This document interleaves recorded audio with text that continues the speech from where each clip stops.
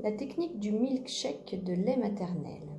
Cette technique va être utilisée pour mélanger la partie aqueuse, c'est-à-dire pleine d'eau et de lactose, de la partie grasse du lait. En fait, la partie la plus graisseuse du lait est contre les parois de l'alvéole, alors que la partie plus aqueuse, moins grasse, est au centre de l'alvéole.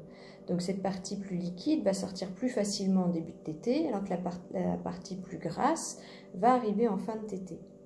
Donc si on veut mélanger le lait, afin que le bébé ne prenne pas que le premier lait plein d'eau et de lactose, on va du coup malaxer le sein de façon assez forte, mais attention, sans se blesser, sans se faire mal, d'accord?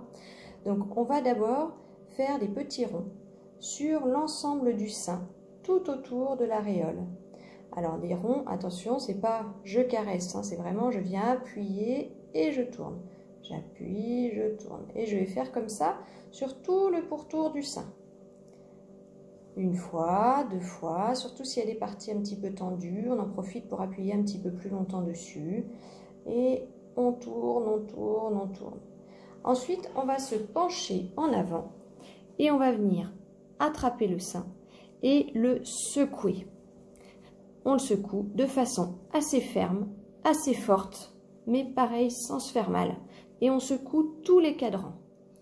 Voilà, et on fait ça pendant une vingtaine, une trentaine de secondes. On secoue, on secoue, on secoue, on secoue.